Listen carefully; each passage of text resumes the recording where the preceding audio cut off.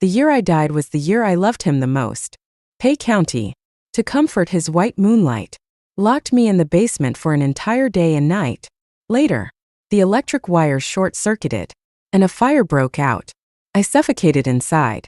With my last glance before death, I saw a young man holding a stool, madly smashing open the lock on the door, rushing to my side. The fire scorched his clothes, but he didn't care. Who was he? I couldn't remember. I only knew that, in the end, I died in his arms. After I died, my soul lingered beside the boy. The fire grew stronger, but he held me tightly, not moving. I screamed at him, telling him to run. Are you just going to wait here to die?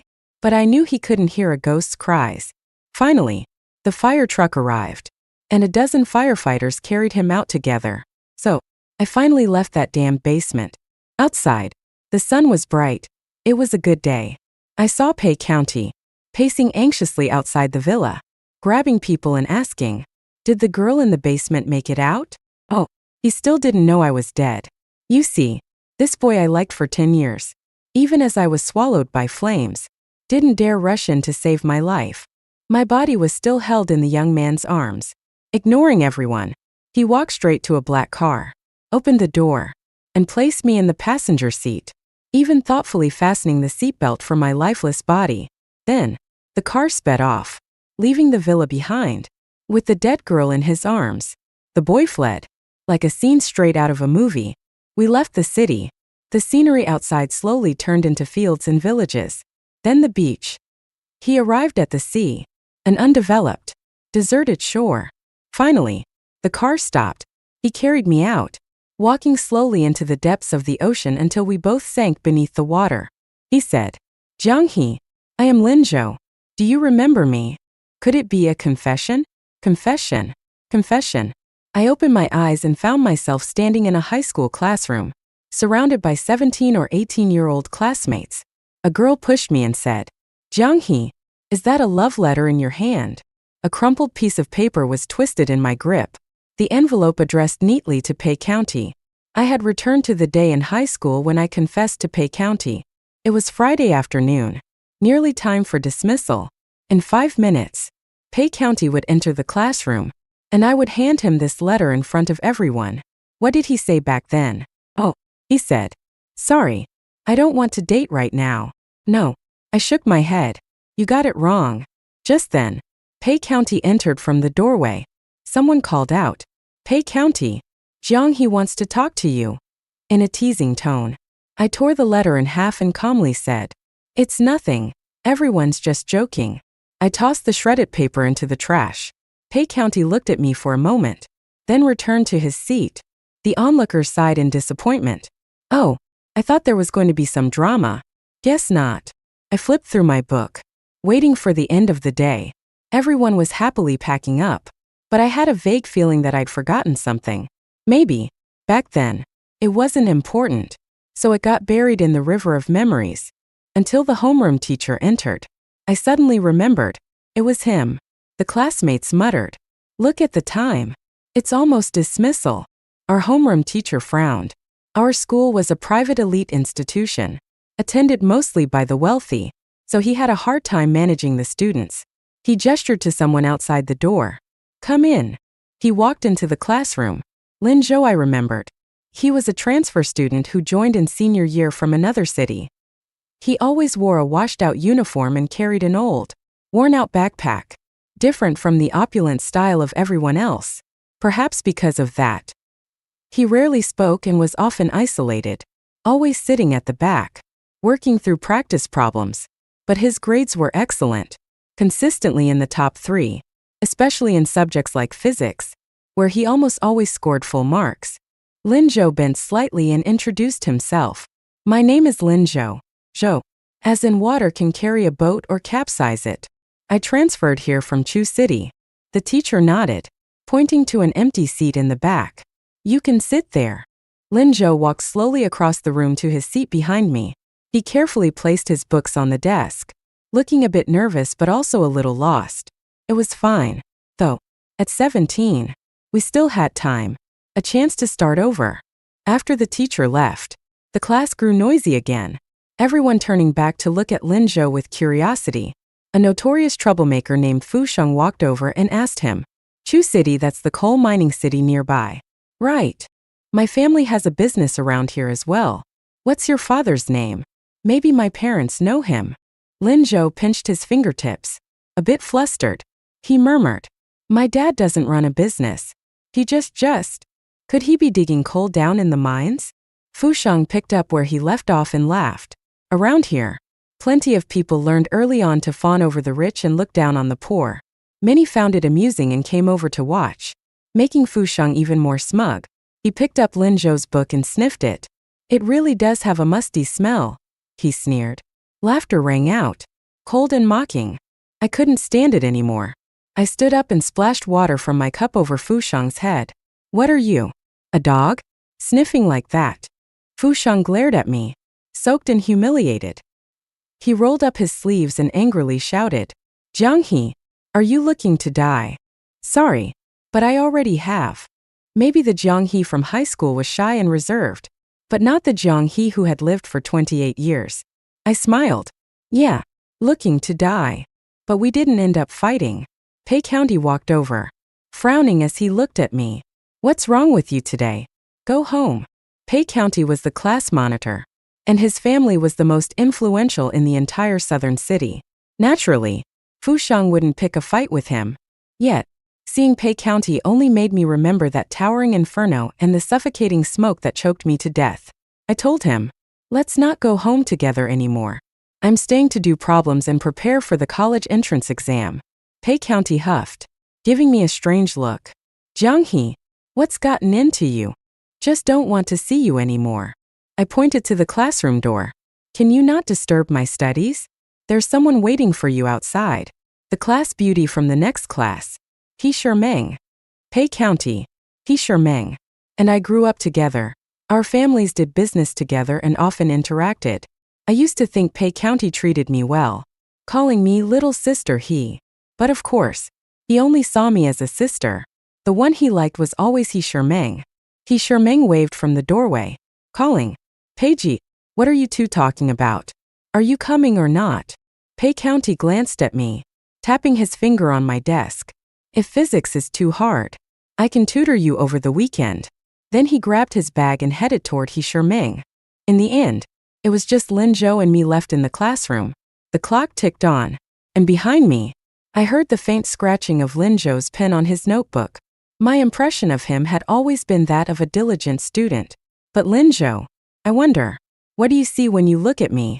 I turned around, resting my hand on the back of my chair, studying him closely.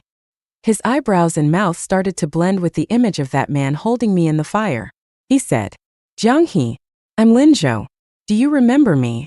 I must have been staring too intently because Lin Zhou looked up, touching his chin and cautiously asking, is there something on my face? I quickly shook my head, stammering, no, nothing. Awkward. To break the tension, I grabbed a physics practice book from my desk, turned to a page, and put it in front of him. Could you help me with this problem? Lin Zhou's face immediately relaxed. He glanced at the problem and said, this one isn't too hard. Simple as it was, I still didn't understand it. My physics was atrocious, always dragging my scores down. He took out a sheet of paper, scribbling 2 equations. It's just like this, then this, and then this. Got it. I responded with a long he smiled. How about I help you build a foundation first? He must have noticed my blank expression, realizing my real level. He closed the practice book, took out his textbook, and said softly, let's start from chapter 1. Lin Zhou's tutoring was better than my rigid high school teacher or any cram school. In my past life, I followed behind Pei County, pestering him with all sorts of questions. Pei County, can you go over the kinetic energy theorem? Pei County, why can't I ever solve the last problem in math? Pei County, I'm so frustrated. No wonder he often gave me a cold look and said, are you an idiot? Jiang He? You're hopeless. Until the school security guard came by, standing in the doorway and shouting at us. What are you two doing here so late? Isn't it time to go home? Only then did Lin Zhou and I realize it was nearly 8 p.m. and the school was about to close. We quickly packed up our bags, apologizing as we ran out. At the school gate, a car honked nearby. It was my family's driver, Uncle Zhang, who had come to pick me up. He rolled down the window, calling, "Miss He, hurry up. Your mom's waiting for you at home for dinner." Uncle Zhang gave me a sharp look. Not very pleased. I quickly opened the door. But before getting in, I turned back to Lin Zhou. "Lin Zhou, it's late. Do you need a ride home?" "No, my house is far. Out in the west suburbs. It's not on your way." He flashed that awkward, slightly stiff smile. "Besides, there's still a bus at this hour. It's convenient." Lin Zhou waved at me and jogged toward the bus stop. The west suburbs were far. The bus ride took over an hour. I'd only been there once. It wasn't fully developed yet. Everywhere there are old low-rise buildings, with garbage piled up on the ground. I called out to him, "Lin Zhou." He turned his head around, and I asked, "Do you know my name?" "Under the streetlight." His face was slightly flushed. I said, "My name is Jiang He, the Jiang for ginger, and the He for seedling. Remember it well. Although I've traveled back in time, none of my high school academic knowledge came with me. It's truly a tragedy. Adding to that, I was just an average student in terms of intelligence. So now I have no choice but to hunch over my desk on weekends, poring over high school textbooks, where almost every line is filled with notes. I'm not smart, but I've always been diligent."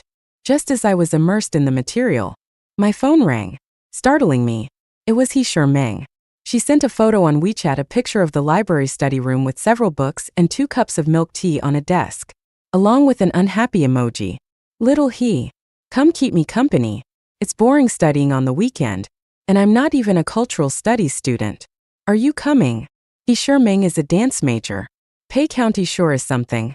I never thought his brain would be wired this way, taking someone to the library for a date. I replied simply, "No." She didn't reply again. I went back to my studies, but as I continued, my head felt like mush. I missed how clearly Lin Zhou had explained things to me that afternoon. I opened my phone, downloaded the recently updated contact list from the class group chat, found Lin Zhou's number, and called him. He answered quickly. "Lin Zhou," I said. "Jiang He." He hesitated. I laughed. "I was working on some problems and thought of you. Hope I'm not disturbing you." We talked about all sorts of things, the strictest teachers in class, the ones with a bit of favoritism, and some school legends and gossip that had been around for ages but that Lin Zhou had never heard before. He kept responding, occasionally joining in with exaggerated exclamations, fully satisfying my storytelling urge. He really was a gentle person. But why can't I remember when and where I had crossed paths with him before? We chatted for quite a while before hanging up. I then opened my social media feed and noticed that Pei County had unusually posted an update. Reviewed some physics concepts today. Quite rewarding. The picture showed part of a physics workbook, with a flood of likes and comments. "Class monitor. Teach us. Physics is so hard. Wow. Even the top student is studying seriously now. Pei County. Few improve anymore. You'll score 200 points. Before Lin Zhou transferred to our class, Pei County had always ranked first, his score far ahead of the second place. But once Lin Zhou arrived, Pei County's position began to waver, with the two of them constantly taking turns as first and second. The rest of the class loved to watch the rivalry between these two academic champions. However, from what I remember, Pei County and Lin Zhou hadn't exchanged more than 10 sentences, and weren't particularly close.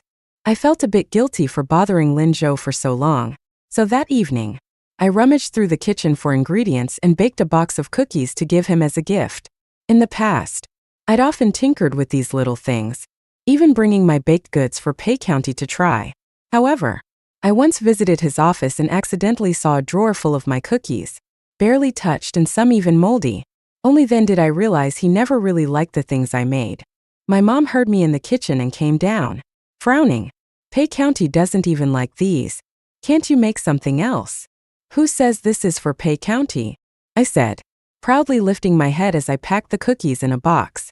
"It's for a new classmate." Mom gave me a strange look, clicking her tongue in surprise.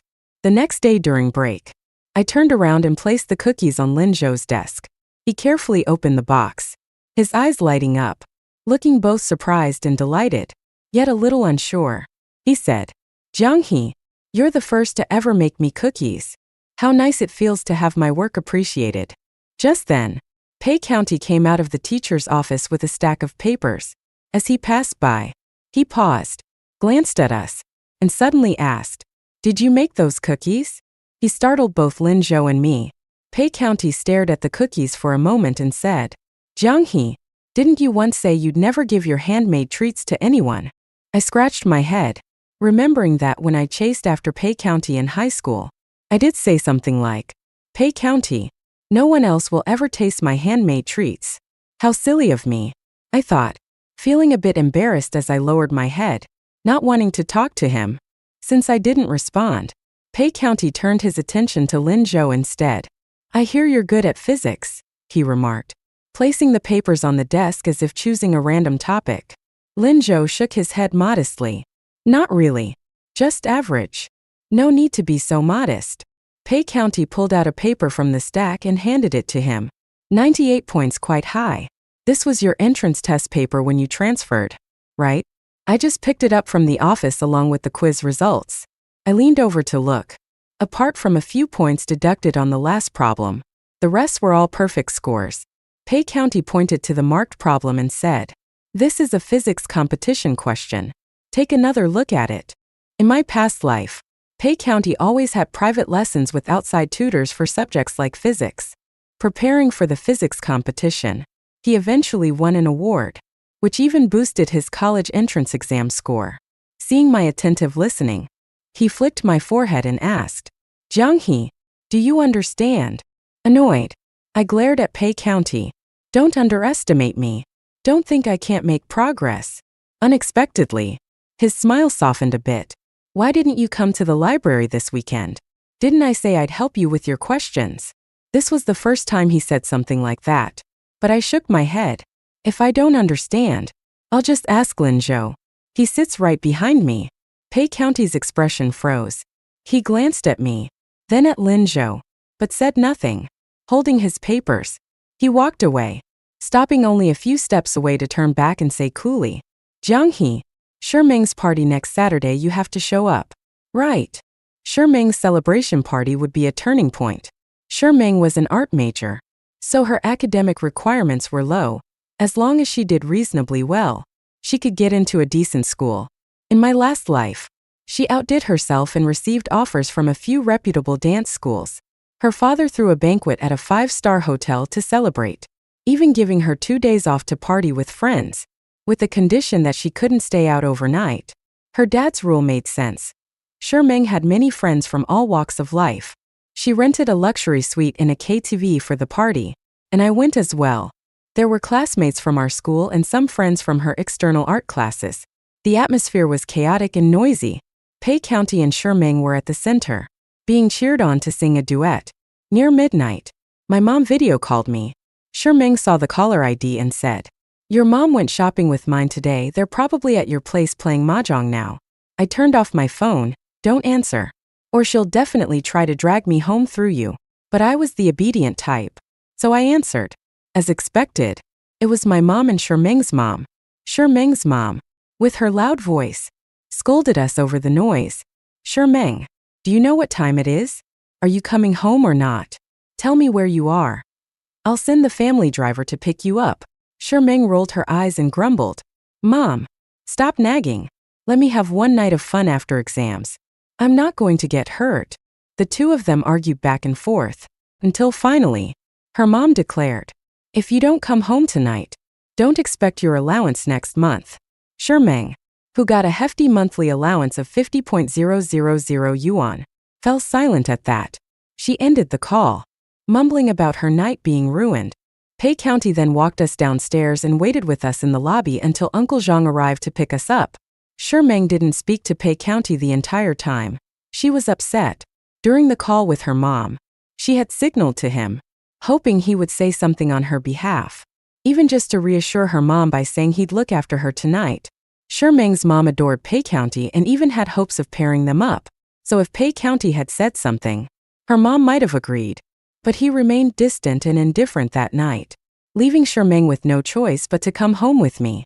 She stomped her foot in frustration and muttered angrily, "You two are the worst. Totally ruined the fun." On the way home that night, we got into a car accident. The traffic police later concluded that it was Uncle Zhang's fault due to drunk driving. He took full responsibility. Meng and I spent half a month in the hospital. Her injuries were worse than mine, with ligament damage in her leg that would keep her from dancing for years. Her mother wept bitterly by her bedside, promising Uncle Zhang he'd pay for this with his life. He faced legal consequences and paid compensation, but no amount of money could mend what was broken. This accident was a turning point.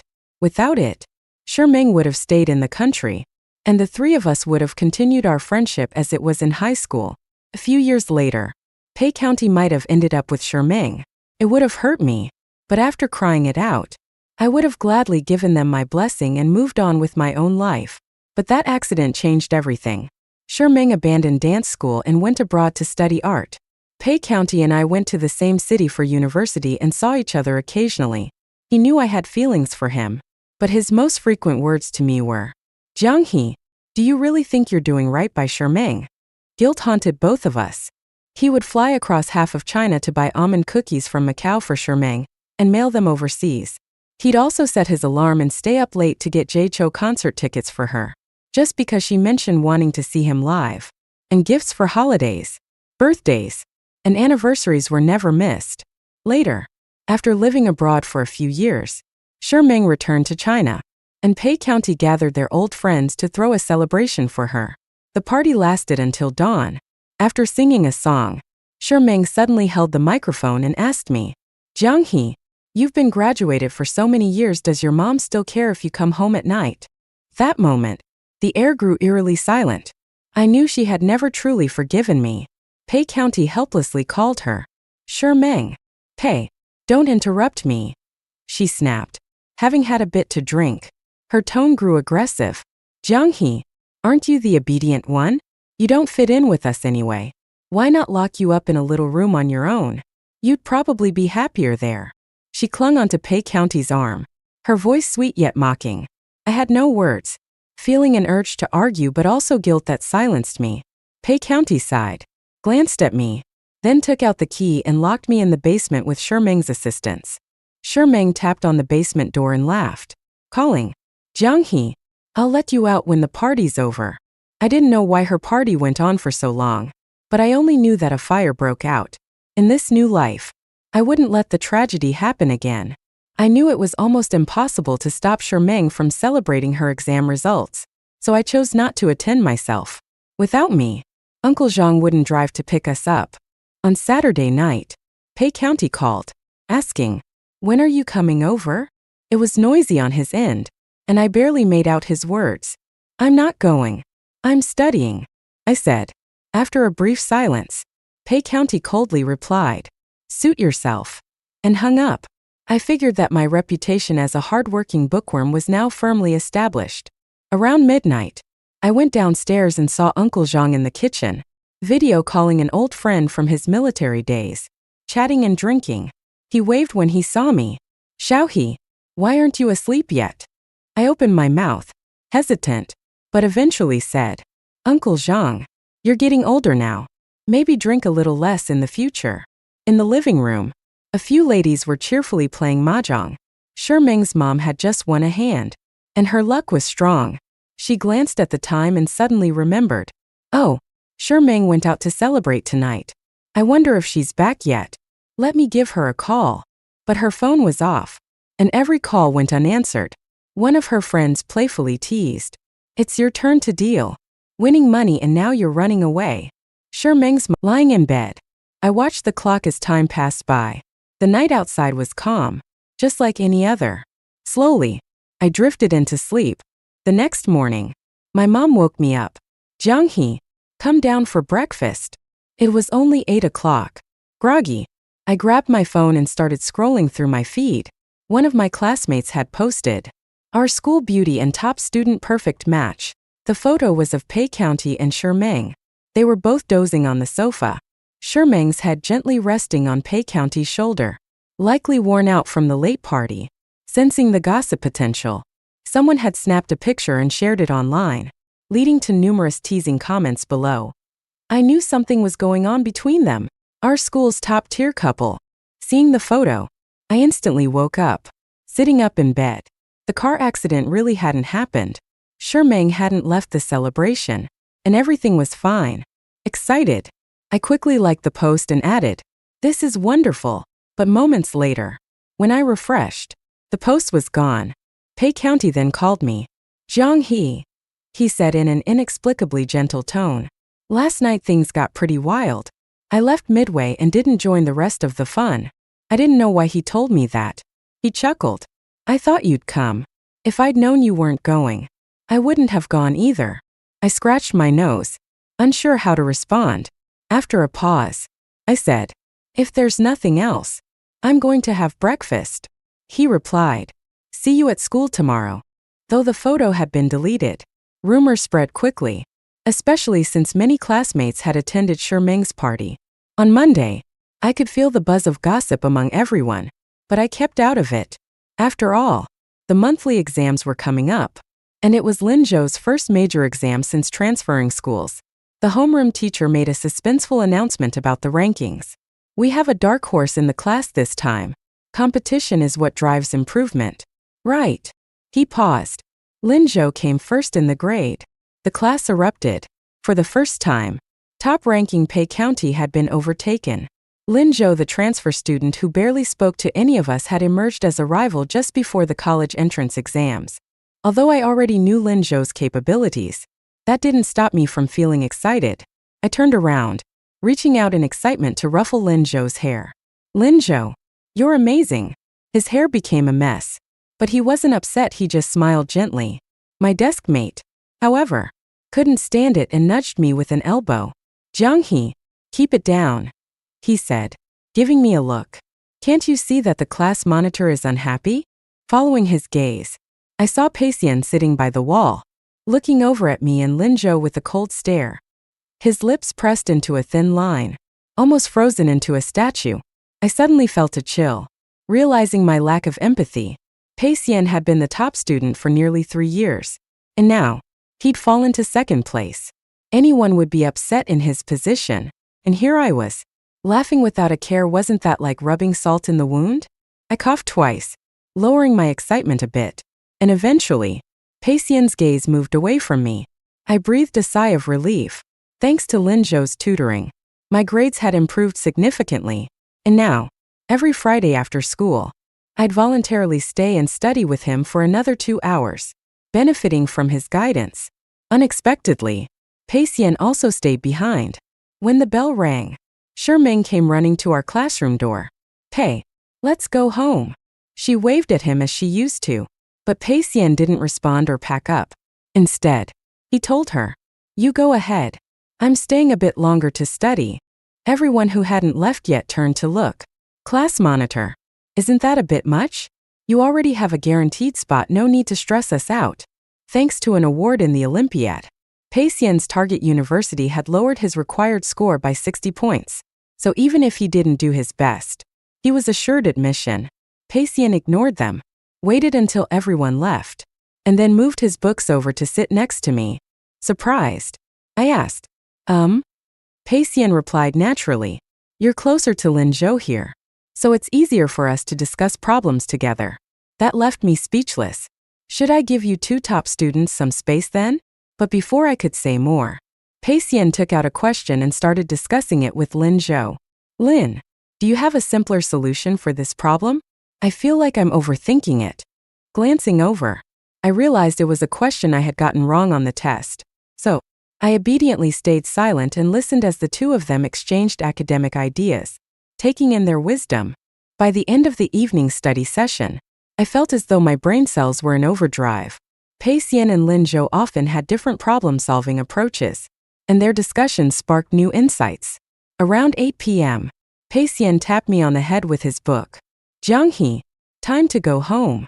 I snapped back to reality. "Right. Let's go." Since I'd let my mom know that I'd be studying at school on Friday nights, she arranged for Uncle Zhang to pick me up 2 hours later. Lin Zhou continued to insist on taking the bus home, never allowing me to give him a ride. This time, though, Peixian joined us. Despite being a rich second-generation heir, he didn't have a family car pick him up. Pei Xian rubbed his nose and shamelessly looked at me. Let Uncle Zhang give me a ride home. Didn't our families take turns picking us up after school back in the day? I rolled my eyes. Class monitor. Can't you learn from Lin Zhou and take the bus home? It's more eco-friendly. Pei Xian ignored my reasoning. Or should I call your mom and tell her you left me stranded at the school gate in the middle of the night? Defeated, I climbed into the back seat, with Uncle Zhang driving quietly in the front. Suddenly, Pei Xian asked, Zhang He, the college entrance exams are only a few months away. Have you decided where you want to go? His question reminded me to start considering my future plans. I wanted to go south to see the sea, but in my past life, I chose a northern university just to follow Pei Xian. Not that the city was bad, it just didn't suit me. Pei Xian noticed my silence and softly added, When you decide, let me know. He took a deep breath, as if steeling himself, then looked at me with determination. I want to go to the same city as you. I was taken aback. Don't you already have a top university lined up with a guaranteed spot? More importantly, that school also provides Pei Jia with extensive networking resources. Most of his friends and relatives graduated from there. He really has no reason to change his target school now. He shook his head without answering my question, simply repeating, Zhang He, we need to be in the same city in the future. I wasn't interested in being in the same city as Pei Xian. That night, curled up under my blanket, I texted Lin Zhou. Hey Lin, have you decided which university you want to apply to? After sending it, I realized how pointless my question was. With Lin Zhou's grades, he could practically choose any school he wanted. He replied quickly, Not yet. What about you?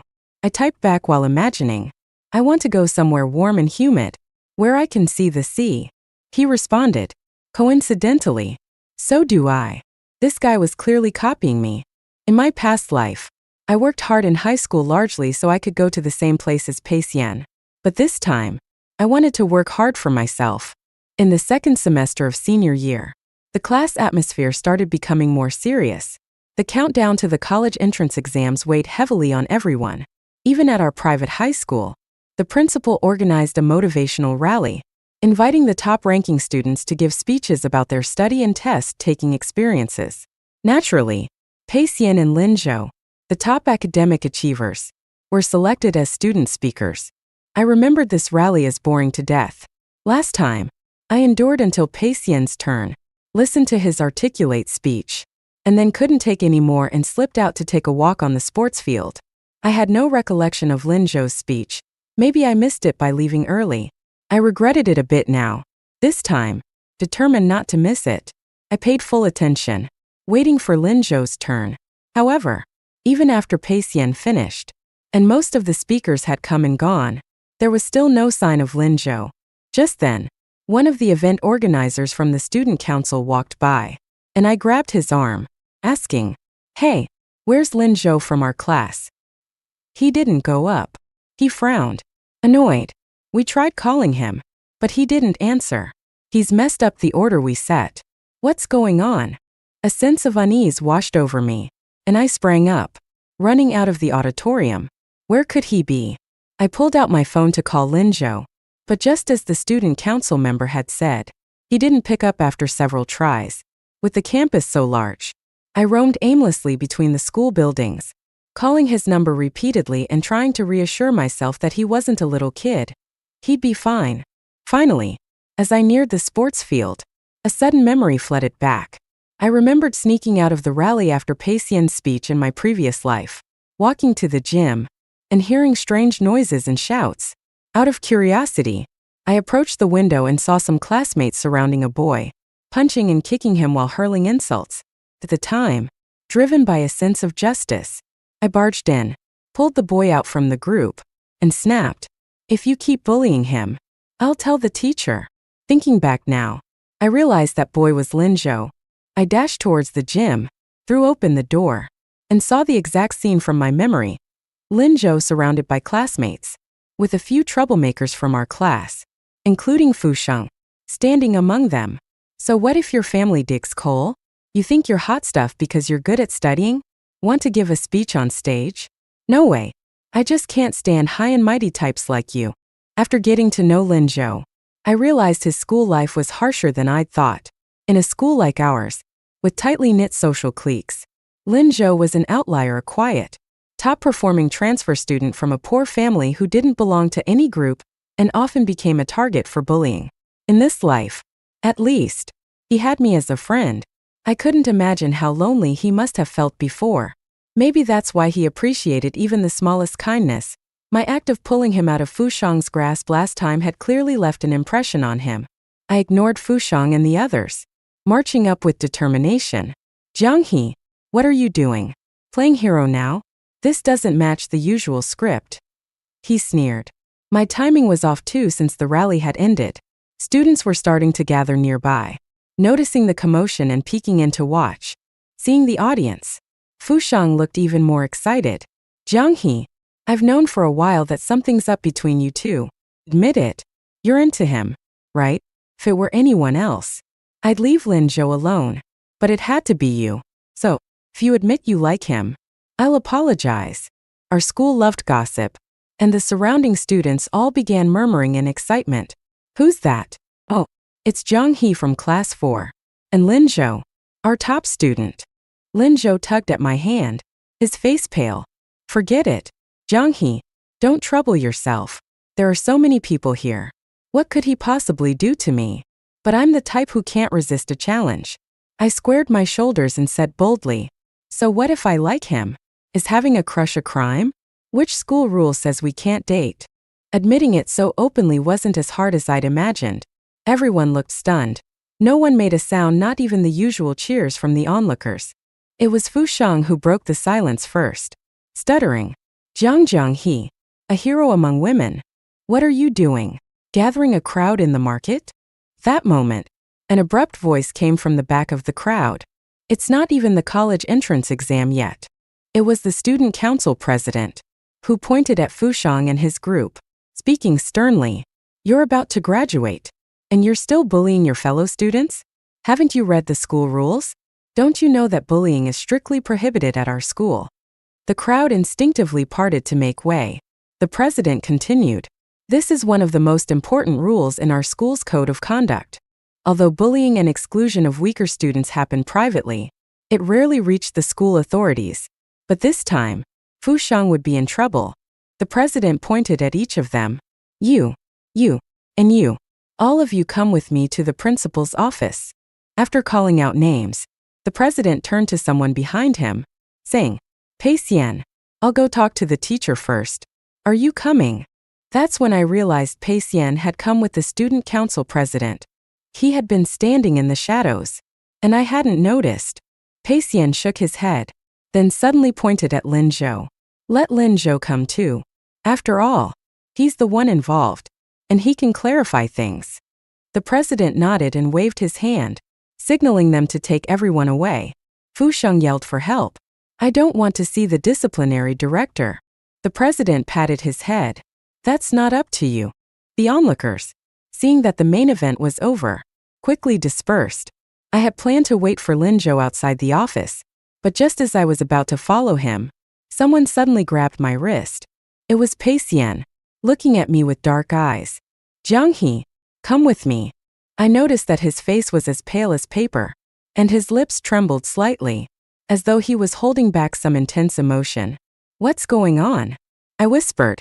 He grabbed me firmly, not giving me a chance to refuse, and pushed me into a corner. Pei Xian was much taller than me, and now, he was very close, which made the pressure overwhelming. Jianghe, he frowned, trying to steady his voice.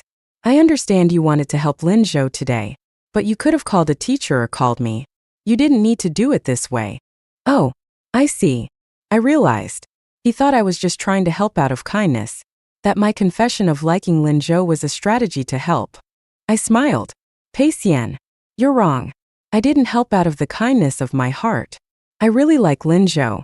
Pei Xian seemed stunned by my words, frozen for a moment. He didn't say a word for quite a while. His face showed a mixture of pain, panic, and some pity. Suddenly, he took out a torn piece of letter paper from his pocket, carefully holding it out for me to see. Jianghe, he asked, You're lying to me, aren't you? Where did I go wrong? You can't possibly like Lin Zhou. If you did, how could you write me this letter? It was the love letter I had written to Pei Xian, but I had torn it up and thrown it in the trash. I didn't know how it ended up in Pei Xian's hands. I stared at him, confused. Pei Xian gave a bitter smile and admitted without hesitation. I picked it up from the trash. I admit, that time, I wasn't sure how much I liked you. I was also afraid that a relationship in senior year would affect my studies. But I never imagined you, Jiang He, would like someone else. Seeing that letter, I felt a strange sense of relief. It seemed like my unrequited love for Pei Xian had ended, and maybe that wasn't such a bad thing. I snatched the letter from his hands, tore it into smaller pieces, and opened the window, throwing the scraps outside. The torn paper fluttered in the wind, never to be put together again. Pei Xian's expression changed, and he rushed to the window, gripping the frame and leaning out. His teeth clenched as he said, Jiang He, from the moment you threw that letter away, you should have known that I don't like you. From now on, don't come to me with anything important. As you said, we all have to focus on the college entrance exam. Right. The next day, when I entered the classroom, I felt that all the students were looking at me. Normally, I wouldn't care. I sat down at my desk and opened my book to study, but it was already morning self-study time, and Lin Zhou still hadn't come. I tapped my deskmate's hand and asked, Where's Lin Zhou? My deskmate gave me a casual glance. You don't know? Because of the mess you caused yesterday, Fushang has become the typical case of bullying at the school. He has to make a public apology during morning self-study. Lin Zhou is probably dealing with that with the teacher right now. As we were talking, the loudspeaker in the classroom rang, and the disciplinary director's voice echoed. There has been a very serious bullying incident at the school, and it has had a very bad impact. It is necessary for the students involved to give a deep reflection and apology. Fushang and his cohorts, who had once been so arrogant, now looked like defeated eggplants. Each of them apologized in a muffled voice. The students in the class, hearing this, kept their heads down, trying to stifle their laughter. I couldn't help but chuckle as well. The disciplinary director asked Lin Zhou if he accepted their apologies. Lin Zhou calmly responded, I never paid attention to them. They're not on the same level as me.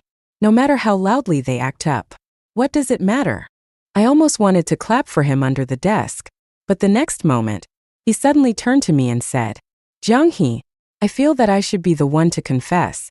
I like you. I froze. My deskmate spat out his water and stared at me in shock. Wow, you two are feeding us dog food in front of the whole school. As a result, both Lin Zhou and I had to write a self-reflection.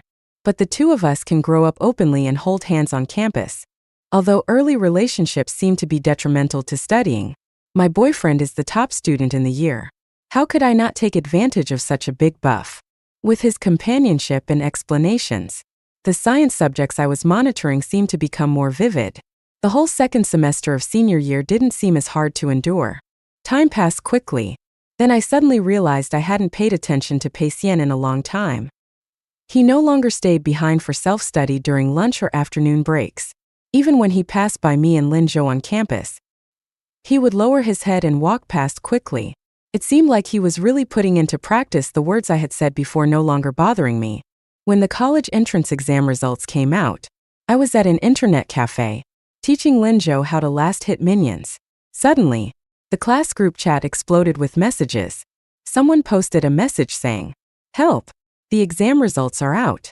Lin Zhou and I immediately stopped everything, logged off, and picked up our phones. I quickly checked my results, and they were 30-40 points higher than my usual scores. Truly an exceptional performance. I shouted excitedly, then looked at Lin Zhou's phone screen. There seemed to be a problem on his end. It looked like a major one. His screen showed 0 points. My hands trembled as I asked quietly, How could this be? Did you forget to write your name? Or was there a mistake with the exam number? Lin Zhou shook his head, his finger slowly moving toward a line of small text at the bottom of the screen. Your rank is in the top 50 of the province. Please check the details soon. I screamed and hugged Lin Zhou. The guy next to us playing games took off his headphones and looked at us with confusion. How many kills did you get to be so excited? My face turned red, and I lowered my voice. Linzhou, which school are you going to apply for? Linzhou smiled, ruffled my hair, and said, I'll discuss it with you later. A famous university in the South gave Linzhou a full scholarship and allowed him to choose his major freely. I was admitted to a nearby teacher's college. Everything seemed to follow the expected path, except for Pei Xian. A few days before the deadline for submitting college applications, I received a call from Pei Xian's father. Jiang He, can you do me a favor and persuade Pei Xian to apply to University A as planned? I then learned that Pei Xian hadn't performed well on the exam and hadn't met the cutoff for the top national university's business programs. However, with the extra 60 points from University A's special offer, he could still get in. To be honest, I didn't quite understand why Pei Xian's father called me. Firstly, in this situation, why would Pei Xian still hesitate about going to University A? One of the top schools in the country. I couldn't understand that at all. Secondly, as an outsider, what could I persuade him to do? But since Pei Xian's father was an elder, it was hard for me to refuse his request. So, after hanging up, I called Pei Xian. After a long pause, he finally answered. I hesitated for a moment before asking, Pei Xian, haven't you decided which school to apply for yet? Pei Xian's voice sounded tired. For a moment, I felt a sense of frustration and disappointment. Are you out of your mind? What are you thinking? You're going to University A, right? With your level, don't you think it's a waste to go to a regular university? I wasn't sure if I was being too harsh, but for a while, Pei Xian didn't respond. After a long pause, he slowly spoke. Jiang He, I'm afraid if I go too far, you'll forget about me. Jiang He, I want to go to college in the same city as you. So that's how he truly felt. But Pei Xian, there's no need for that. I spoke coldly. If you do this, I'll lose respect for you. Do you want us to stop even being ordinary friends? Pei Xian went to University A, passed his cultural exam smoothly, and was admitted to a dance academy in the same northern city. Linzhou and I were admitted to universities in the south. Everything seemed perfect. There were no accidents, no pain, and no later drama. Our families still had a good relationship and we celebrated together for a few days. Our parents even said they would take us to the airport to see us off to university. At the airport, Linzhou and I were on the same flight, while Shimon was on another flight. One was heading south, the other north. We parted at the gate, and I linked arms with Linzhou, handing him my backpack. Shimon also tried to reach out to Pei Xian's hand, but he subtly moved away, keeping his distance, cold and distant. He looked at me, opened his mouth, but in the end, said nothing. I waved goodbye to them. Goodbye. Maybe we won't meet for a long time.